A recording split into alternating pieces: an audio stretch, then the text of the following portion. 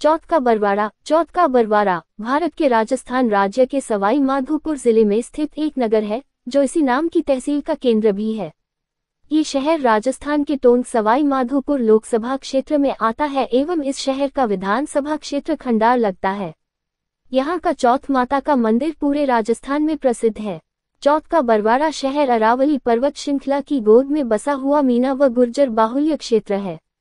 बरवाड़ा के नाम से मशहूर ये छोटा सा शहर संवत 1451 में चौथ माता के नाम पर चौथ का बरवाड़ा के नाम से प्रसिद्ध हो गया, जो वर्तमान तक बना हुआ है।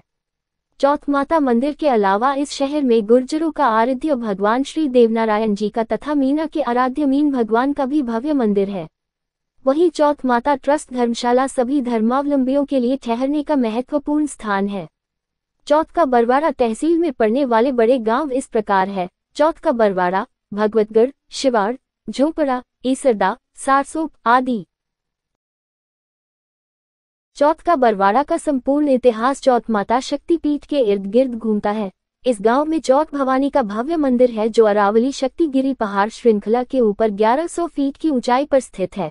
इस मंदिर की स्थापना महाराजा भीमसिंह चौहान ने संवत 1451 में बरवाड़ा के पहाड़ पर की। वर्तमान चौथ का बरवाड़ा को प्राचीन काल में बरवाड़ा नाम से जाना जाता था, जो कि रणथंभौर साम्राज्य का ही एक हिस्सा रहा है। इस क्षेत्र के प्रमुख शासकों में बीजल सिंह एवं भीमसिंह चौहान प्रमुख रहे हैं। बरवाड़ा क्षेत्र के पास चौरू एवं पचाला, जो कि वर्तमान में गांव बन गए हैं, वो प्राचीन काल में घनघोर जंगलों में आदिवासियों के ठहरने के प्रमुख स्थल थे। चौथ माता की प्रथम प्रतिमा का अनुमान चौरू जंगलों के आसपास माना जाता है। एक किंवदंती के अनुसार कहा जाता है कि प्राचीन काल में चौरू जंगलों में एक भयानक अग्निपुंज का प्राकट्य हुआ, जिससे दारूद भैरव का विनाश हुआ था। इस प्रतिमा के चमत्कारों को देखकर जंगल के आदिवासियों को प्रतिमा के प्रति लगाव हो गया और उन्होंने अपने कुल के आधार पर चौर माता के नाम से इसकी पूजा करने लगे। बाद में चौर माता का नाम धीरे धीरे चौरू माता एवं आगे चलकर यही नाम अपभ्रंश होकर चौथ माता हो गया। कहा जाता है कि इस माता को सर्वप्रथम चौर अर्थात कंजर जाति के लोगों ने अपनी कुलदेवी के रूप में पूजा था। बाद में आदिवासियों ने भी इसे ही अपनी आराध्या देवी के रूप में माना, जो कि मीना जनजाति से संबंधित थे। यही कारण रहा है कि चौथ माता को आदिवासियों मीनाओं की कुलदेवी के रूप में जाना जाने लगा। वर्षों बाद चौथ माता की प्रतिमा चौरू के विकट जंगलों से अचानक विलुप्त हो गई, जिसका प्रमाण सही रूप से कहना बड़ा मुश्किल है, मगर इसके वर्षों बाद यही प्रतिमा बरवाड़ा क्षेत्र की पचाला तलहटी में महाराजा भीमसिंह चौहान को स्वप्न में दिखने लगी, लेकिन भीमसिंह चौहान ने इसे अनदेखा कर दिया। कहा जाता है कि एक बार महाराजा भीमसिंह चौहान को रात में स्वप्न आया कि शिकार खेलने की परंपरा को मैं भूलता जा रहा हूँ। इसी स्वप्न की वजह से महाराजा भीमसिंह चौहान ने शिकार खेलने जाने का निश्चय किया। महाराजा भीमसिंह चौहान बरवाड़ा से संध्या के वक्त जाने का निश्चय किया एवं शिकार करने की तैयारी करने लगे। भीमसिंह चौहान की रानी का नाम रत्नावली था। कहा जाता है कि रत्नावली ने राजा भीमसिंह चौहान को शिकार पर नहीं जाने के लिए बहुत मना किया, मगर भीमसिंह ने ये कहकर बात को टाल दिया कि चौहान एक बार सवार होने के बाद शिकार करके ही नीचे उतरते हैं। इस प्रकार रानी की बात को अनसुनी करके भीमसिंह चौहान अपने सैनिकों के साथ घनघोर जंगलों की तरफ कूच कर गए। शाम का समय था, लेकिन भीमसिंह चौहान जंगलों में शिकार की खोज हेतु बढ़ते ही रहे। एकाएक महाराजा भीमसिंह चौहान की नजर एक मृग पर पड़ी और उन्होंने मृग का पीछा करना शुरू कर दिया। सैनिक भी राजा के साथ बढ़ने लगे, लेकिन जंगलों में रात हो जाने के कारण सभी सैनिक आपस में एक दूसरे से भटक गए। महाराजा भीमसिंह ने रात हो जाने के कारण मृग का पीछा आवाज को लक्ष्य बनाकर करने का निश्चय किया और मृग की ओर बढ़ते चले गए। मृग धीरे धीरे भीमसिंह चौहान की नजरों से ओझल हो गया, जब तक राजा के सभी सैनिक राजा से रास्ता भटक चुके थे। भीमसिंह चौहान ने चारों तरफ नजरें दौड़ाई, मगर उसके पास कोई भी सैनिक नहीं रहा और पानी के स्रोत को खोजने लगी, क्योंकि उनको प्यास बहुत सताने लगी थी।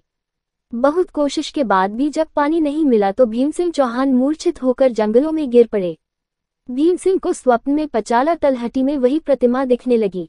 तभी अचानक भयंकर बारिश होने लगी एवं मेघ गरजने लगे व बिजली कड़कने लगी। जब राजा की बारिश के कारण मूर्छा टूटी तो राजा देखता है कि चारों तरफ पानी ही पानी नजर आया। राजा ने पहले पानी पिया और देखा कि एक बालिका अंधकार भरी रात में स्वयं सूर्य जैसी प्रकाश में उज्ज्वल बाल रूप में कन्या खेलती नजर आई। भीमसिंह चौहान उस कन्या को देखकर थोड़ा भयभीत हुआ और बोला कि हे बाला, इस जंगल में तुम अकेली क्या कर रही हो? तुम्हारे माँ बाप कहाँ पर है? राजा की बात को सुनकर नन्ही बालिका हंसने लगी और तोतरी वाणी में बोली कि हे राजन, तुम ये बताओ कि तुम्हारी प्यास बुझी या नहीं। इतना कहकर भगवती अपने असली रूप में आ गई। इतना होते ही राजा माँ के चरणों में गिर गया और बोला, हे आदिशक्ति महामाया, मुझे आपसे कुछ नहीं चाहिए। अगर आप मुझ पर खुश हो तो हमारे क्षेत्र में आप हमेशा निवास करें। राजा भीम सिंह चौहान को माता चौथ ने कहा, हे राजन, तुम्हारी इच्छा पूरी होगी। ये कहकर भगवती शिवमाया अंतर्ध्यान हो गई। जहाँ पर महामाया लुप्त हुई वहां से राजा को चौथ माता की प्रतिमा मिली। उसी चौथ माता की प्रतिमा को लेकर राजा बरवाड़ा की ओर चल दिया। बरवाड़ा आते जनता को राजा ने पूरा हाल बताया और संवत 1451 में आदिशक्ति चौथ भवानी की बरवाड़ा में पहाड़ की चोटी पर माघ कृष्ण चतुर्थी को विधि विधान से स्थापित किया। तब से लेकर आज तक इसी दिन चौथ माता का मेला भरता है, जिसमें लाखों की तादाद में भारतवर्ष से भगत जन मां का आशीर्वाद लेने आते रहते हैं। भीम सिंह चौहान के लिए उक्त कहावत आज भी चल रही है, चौरू छोड़ पचालो छोड्यो, बरवाड़ा धरी मलान, भीम सिंह चौहान को माँ दी परच्या परमान।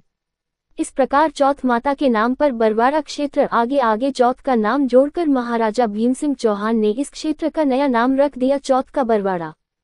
सुहाग पूजा के लिए भारतवर्ष में प्रसिद्ध चौथ माता के मंदिरों में सबसे अधिक ख्याति प्राप्त चौथ का बरवाड़ा स्थित चौथ माता शक्तिपीठ माना जाता है। इसलिए चौथ का बरवाड़ा को शक्ति नगर के नाम से पुकारना अतिशयोक्ति नहीं होगा। चौथ माता का प्रथम स्थान चौरू, द्वितीय पचाला गांव रहा है। वही संवत 1451 से वर्तमान तक यह मंदिर चौथ का बरवाड़ा पर स्थित है। चौथ माता को चोरों व कंजरों की कुलदेवी माना जाता है एवं आदिवासियों में मीना जनजाति के बारवाल और नारेरा गोत्र की कुलदेवी के रूप में चौथ माता जी को विशेष स्थान प्राप्त है। आज भी मीना जाति के नारेरा गोत्र में नवरात्रि पूजा के समय माता के प्रतीक के रूप में त्रिशूल एवं नाहर के पुत्र नारेरा के रूप में नाहर का पंजा बनाकर पूजने की प्रथा प्राचीन समय से चली आ रही है। किंवदंतियों के अनुसार मीना समाज का बारवाल गोत्र भी चौथ माता को अपनी कुलदेवी मानता है। कई वर्षों बाद इंदौर घराने के शासक मल्हार राव होलकर ने सवाई माधोपुर में सेना एकत्रित करके जयपुर पर आक्रमण करने की योजना बनाई। जब होलकर जयपुर की तरफ बढ़ने लगा तो बीच में बरवाड़ा के ठाकुर ने होलकर को समझना चाहा कि जयपुर से संधि कर ले, युद्ध नहीं। उक्त कथन इस प्रकार था, सुनो होलकर बात मम, जासी अपनो ठाव, जयपुर जीतो बाद थे, पहली हमरो गांव। बरवाड़ा के ठाकुर की इस बात को सुनकर होलकर भड़क गया और घमंड पूर्वक इस प्रकार बोला, पान की बीड़ी चापकर तुकत ला गई बार, गढ़ बरवाड़ा भेद द्यू, महारो नाम मल्हार। अंत में दोनों सेनाओं में घमासान युद्ध जारी हो गया। बरवाड़ा दरबार हारने वाला था कि चौथ माता चमत्कार हुआ और संपूर्ण गढ़ पर आग की लपट उठने लगी।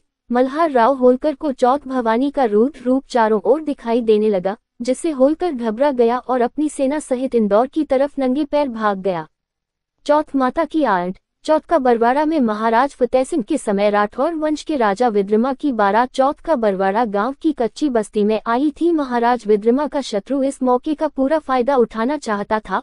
उसने इसी मौके को देखकर बरवाड़ा की कच्ची बस्ती में आई विद्रमा की बारात पर विशाल सेना लेकर हमला बोल दिया। अचानक हुए आक्रमण से राजा विद्रमा संभल नहीं पाया एवं निशिस्त होने की वजह से संपूर्ण बारात सहित लड़ते हुए वीर गति को प्राप्त हुए।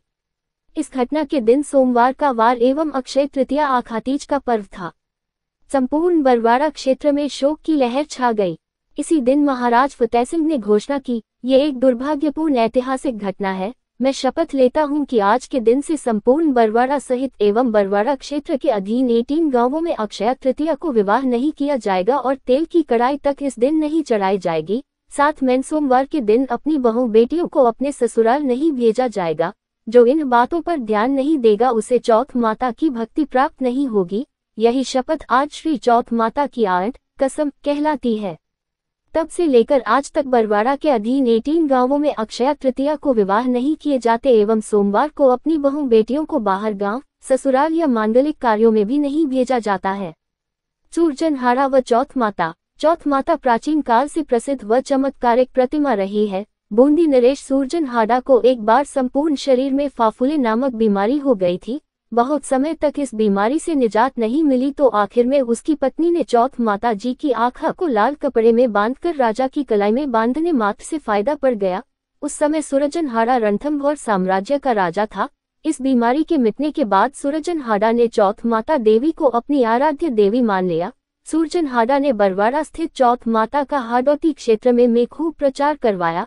यही कारण है कि आज भी चौथ का बरवाड़ा स्थित चौथ माता मंदिर के दर्शनों हेतु लाखों की तादाद में हाड़ौती से दर्शनार्थी आते हैं और चौथ माता हाड़ौती की लोकदेवी के रूप में प्रसिद्ध हो गई। यही कारण है कि चौथ माता हाड़ौती क्षेत्र में घर घर में पूजी जाती है। चौथ माता संबंधी विविध तथ्य। सवाई मानसिंह द्वितीय को द्वितीय विश्व युद्ध में चौथ माता के सुमरन मात्र से ही सुध बुध बैठी थी। इन्हीं के चमत्कार की वजह से द्वितीय विश्व युद्ध से मानसिंह निकल कर आए थे। जब सवाई मानसिंह द्वितीय विश्व युद्ध से आए तो इन्होंने सन 1944 में चौथ माता सरोवर के पास विशाल शिवलिंग की स्थापना करवाई थी। 1759-60 ईस्वी के लगभग जयपुर के महाराजा सवाई माधो सिंह ने चौथ भवानी के विवादित प्रश्नों को जानने की इच्छा सवाई माधोपुर में की थी। किंवदंतियों के अनुसार चौथ माता की प्रतिमा सन 1332 के लगभग चौरू गांव स्थित थी। 1394 ईस्वी के लगभग चौथ माता मंदिर की स्थापना बरवाड़ा में की गई थी। 1567-68 के समय सुरजन हाडा ने चौथ माता देवी का हाड़ौती क्षेत्र में भारी प्रचार प्रसार करवाया था।